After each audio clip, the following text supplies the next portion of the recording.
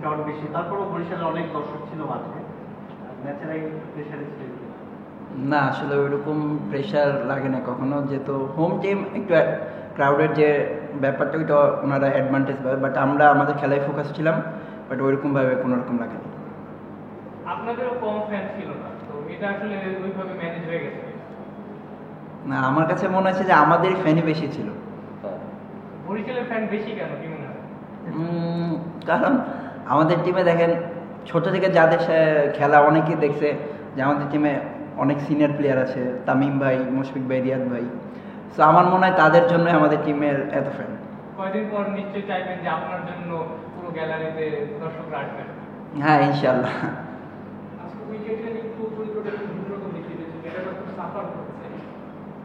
না, উইকেট ভালো জায়গায় বল করলে সব উইকেটই একটু ডিফিকাল্ট থাকে। সো আমরা ট্রাই করছিলাম যে ভালো জায়গায়, লাস্ট যে ম্যাচটা খেলছি আমরা সেম উইকেটেই খেলছি। সো আমার কাছে মনে হয় না যে ওইরকম বিহেভটা চেঞ্জ ছিল, জাস্ট আমরা আমাদের প্ল্যানে ছিলাম যে ভালো জায়গায় বল করবো, বাকিটা উইকেট থেকে। ডেভিড মালান 5 ম্যাচ বসেছিলেন, পরে 2টা ম্যাচ খেললেন, ব্যাক টু ব্যাক 50, এটা কেমন লেগেছে আসলে? আর হচ্ছে ইবাদত বসে আছে বেঞ্চে, কতটা চ্যালেঞ্জিং ওই সঙ্গে একটা তারকা নির্ভর করে। একাদশে সুযোগ পেলে আসলে সেটা কতটা কাজে লাগানোর জন্য মুখিয়ে থাকে ডেভিড মালানের ব্যাক টু ব্যাক 2টা 50, 5টা ম্যাচ বসে থাকার পর? না, উনি টি-20 নাম্বার 1 ব্যাটসম্যান ছিলেন। সো টি-20 যে আমাদের টিম কম্বিনেশন যেটা ছিল ওই অনুযায়ী অনেক কিছু চেঞ্জ হতে পারছে। সো টিম কম্বিনেশনের ফার্স্টের দিকে যেহেতু উনি প্ল্যানে ছিল না, সো ওনাকে ওইরকমভাবে বলে দেওয়া হয়েছে। সো উনি ওইরকমভাবে প্রিপেয়ার ছিল যে স্পষ্ট মেসেজ থাকে যারা খেলবে, যারা খেলবে না। সো আমার মনে হয় মেসেজটা ক্লিয়ার ছিল ওনার কাছে যে আমি কখন খেলবো। সো আর ওনারা বড় প্লেয়ার, সো ওনারা জানে কিভাবে পারফর্ম করতে হয়। তো আমার কাছে যেটা মনে হয়েছে যে উনি মেন্টালি রেডি ছিল যে একটা সুযোগ পেলেও ইনশাল্লাহ কাজে লাগাবে। আর এবাদত ভাই যেটা বললেন, আসলে আমাদের টিম যেহেতু একটু অনেক বড় বড় তারকা, সো এইগুলো মাথায় নিয়ে জাস্ট খেলাটাকে এনজয় করতেছি, যে আমি সুযোগ পাই, আমি সবসময় ট্রাই করি যে আমি যেন আমার 100% দিতে পারি। সো আমি যদি আমার 100% দিতে পারি, ইনশাল্লাহ টিমের জন্য ভালো, আমার জন্য ভালো।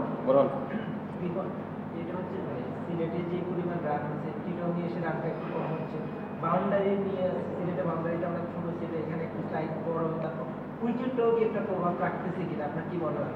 দুইটা বিষয়, বাউন্ডারিটা হচ্ছে আর উইকেট। না, বাকি যে 2টা ভেন্যু ছিল তার থেকে চিটাগংয়ের ভেন্যুটার বাউন্ডারিটা একটু বড়, সো বাউন্ডারিটা একটু ম্যাটার করে। বাট ভালো জায়গায় যদি আপনি বল করতে পারেন, সো এটা তো ইজি না যে মাইরে দেবে, 1-2টা বল মারতে পারে, বাট ভালো জায়গায় যদি কন্টিনিউস বল করতে আমরা পারি, সো কোনো ব্যাটসম্যানের জন্য ইজি না। আপনি এইখানকার পিচ ম্যাপ দেখবেন আর বাকি যে 2 জায়গার ভেন্যু ছিল ওইখানে পিচ ম্যাপ দেখলেই মোটামুটি একটা ক্লিয়ার ধারণা হয়ে যাবে। এই জায়গায় আমার কাছে মনে হচ্ছে আমরা বলাররা ভালো জায়গায় বল করতেছি, ব্যাটসম্যানদের চ্যালেঞ্জ দিচ্ছি, সো এই জন্য একটু কম রান হচ্ছে।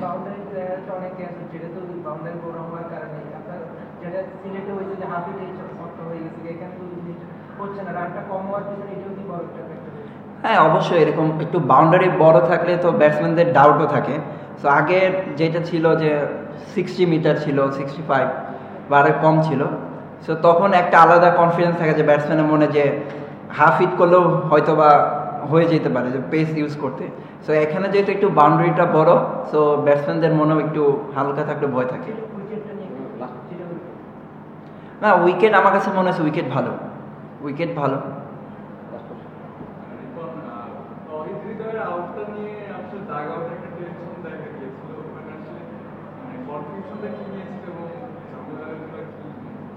না, ঝামেলা ওইরকম হয় না, জাস্ট আমরা আর কি যেটা রিপ্লেতে দেখছিলাম আমাদের কাছে মনে হয়েছিল বলটা নিচে পড়ছে, উনি যখন ক্যাচটা ধরছে বলটা নিচে পড়ছে। সো আমরা ভাবছিলাম যেটা নট আউট হবে। সো এটা যেহেতু আম্পায়ারের ডিসিশন, আমরা আম্পায়ারের প্রতি শ্রদ্ধাশীল, ওনারা যেটা ভালো মনে করছে ওইটাই করছে। ওকে, থ্যাংক ইউ। থ্যাংক ইউ, আসসালামু আলাইকুম।